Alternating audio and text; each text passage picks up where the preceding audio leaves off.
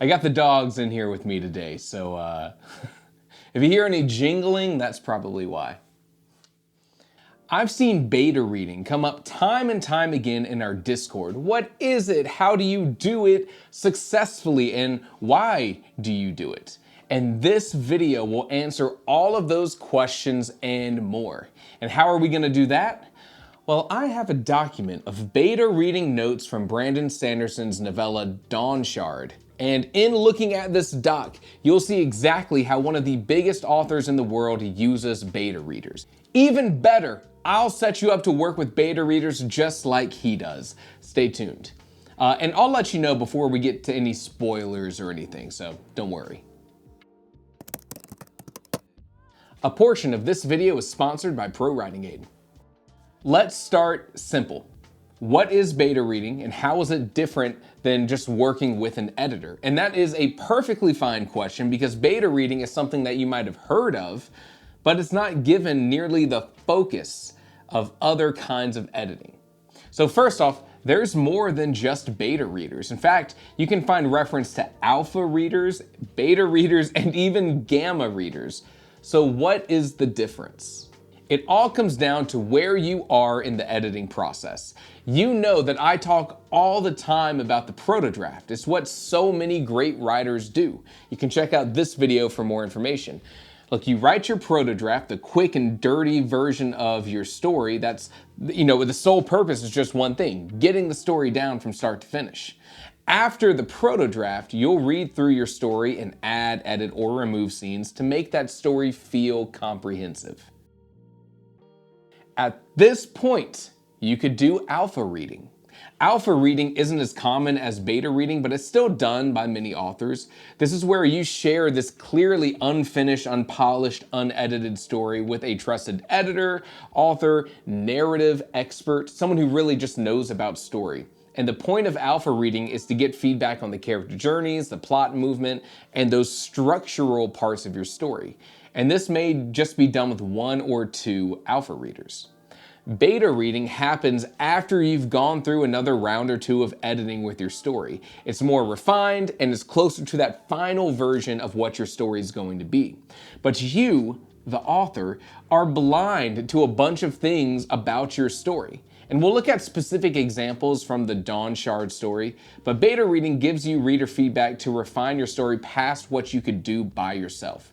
You are too close to the story to be aware that this comedic line didn't land, or there was this time inconsistency with your story. Beta readers see all of that because it's their first time reading the story.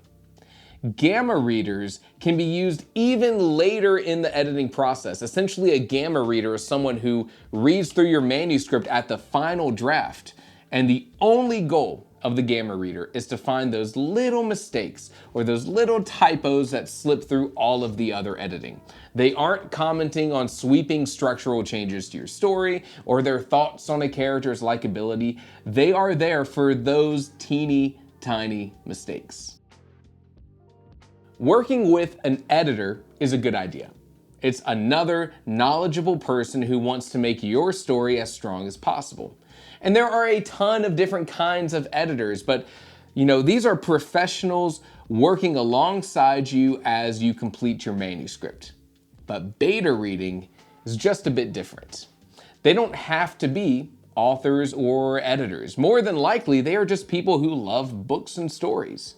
They represent more of the general audience or more of the common reader than an editor does. And because of that, they look at the story differently. And no matter how great your editor is, one person will never provide as much comprehensive feedback as 5 beta readers. Yes, 5 beta readers. Now the question is, why 5? Look, we're taking a page from user testing and user design. If you wanted to catch every single issue with a design, then that could be like a website, a product, a game, anything, then 15 users will effectively give you every single issue with that design. But there's this pesky little thing called diminishing returns. When you have one beta reader, every piece of information that they give you is new. When you add a second beta reader, they will inevitably give you some of the same feedback. I also thought this chapter had slower pacing. I also thought that this character was great here. And as you add more beta readers, they continue to have a lot of overlap in the things that they respond to. Okay, well then why not just stop at one beta reader? Well, then you risk issues of bias or specifics regarding that one beta reader. The more beta readers that you have gives you just like a more general information. They lower individual bias. 5 users provide 85% of the complete feedback you would get with 15 users. In usability testing, they would recommend that you do 2 rounds of testing. In our case, it'd be like 5 beta readers, and then you edit and refine your story, and then 5 more beta readers, and you edit and refine. And in doing these 2 rounds of beta reading, usability testing theoretically says you will encounter all of the problems in your product. Which now makes a lot of sense why Brandon Sanderson uses exactly 15 beta readers. Back in 2020, the Dragonsteel team put on the Kickstarter for the leather-bound copy of The Way of Kings. And $5.5 million into the project, there was a stretch goal for the early drafts and the beta reading notes for the upcoming Dawn Shard novella. Now, most people probably clicked on those files one time to see what they were like, and then never thought of them again. I think about them all the time. There's got to be some juicy first draft secrets to Brandon Sanderson in these docs. Like, what can we learn from these early drafts? How does he edit that first draft into that final draft that we know and love? You know how I edit? With Pro Writing Aid. Pro Writing Aid is the storyteller's toolkit. It integrates with every writing software and gives you actionable feedback to improve your writing. It's as simple as that. I used it in Starlight Farm's Kennel for Talking Dogs, and I'm using it in my current work Upon Careless Gray Hills, a thriller set in Alaska. Look, I get a lot of use out of the readability report, which shows me if I have any sentences that are kind of harder to read. And this helps me find areas in my story that I can refine and make better. And that's just one report. They have dozens of other reports that break down your writing in different ways. And that's the best part of Pro Writing Aid. It gives me information to understand my writing and make it better. It makes editing quicker, easier, and more effective. And Pro Writing Aid understands how valuable your story is. They use bank-level security to protect your data, and they never use your writing to train their algorithms. I bought a lifetime copy of Pro Writing Aid over 4 years ago, and I never looked back. You can try Pro Writing Aid today for 10% off using my code WritingTheory10 at checkout using the link below. Let's look at the beta reading notes for Dawn Shard. Now, before you ask, I won't share a link to this document. Because it was part of a Kickstarter, people paid money for it. I just don't feel like it's mine to share. But I do think a template of this doc would be super sick to share with you all. So I did that. The original beta reading doc was an import from someone's Excel file. So I created a new Google Sheets that's based on this. I made it as close as I could to the original. I built in all the functionality that was lost from importing from Excel to Google Sheets. So if you want to hold beta reading like Brandon Sanderson does, click the link below and make a copy of the sheet and go crazy. Let's get to the good stuff. Now, I often see feedback online about guiding your beta readers to give you information in regards to certain things, providing almost like a list of questions to the reader about, is this character likable? Or did this dialogue sound strange? But you'll notice that, at least in this doc, those questions are not asked. And I personally think this is the right move. Now, who's to say that there weren't questions like that shared with the beta readers elsewhere? But I think guiding the beta readers too much lessens the impact that they can have on your novel. Instead, recruit beta readers that you can trust to look at your story in the way that it needs to be looked at. Trust them to note odd dialogue or interaction. Trust them to tell you if a character isn't quite landing, but give them the freedom to respond to the story the way they need to. The very first thing that I noticed when going through these beta reading comments is that it is so positive. You know, in editing, we only ever focus on the things that need to be improved. We underline things in red, but you know what? This doc is full of readers gushing over characters, talking about how good this scene was or how they loved this plot twist. And that's just another reminder that praising the good things in your story is also part of the editing process. Another thing that I noticed almost immediately was this bit. Beta reader names have been made anonymous, yada yada, but beta readers marked with an X are paraplegia and accessibility experts. Sanderson notes in another doc later that they don't usually pay for beta readers unless they bring in some sort of expertise or knowledge on a specific topic, like these readers. This novella stars a character that has lost the use of their legs, and this character goes through a big journey in this book. So in efforts to portray that character in the right light and to be sensitive to that topic, beta readers with experience to these qualities were recruited. And that makes so much sense. If you're writing a book about pirates, maybe try to recruit 1 or 2 beta readers with knowledge of sailing, or the history of pirates, or beta readers that are really good at wearing bandanas. Okay, so let's go into the content of the feedback. Now, technically, there are spoilers in this doc. It's mostly just for the novella, but it's all in the Stormlight Archive world, so hey, who knows? If reading a 1-sentence piece of information about a character name you recognize will ruin an entire 2.1 million word series for you, then damn, I'm sorry to hear that. Don't read the beta reading notes too closely then. Now, it was a bold choice to write a fantasy book starring a character in a wheelchair, because the close nature of the narration in books like these means that you have to really understand the character's mentality to present it positively. Early on in this book, Sanderson uses the line, "Not being able to walk was bad."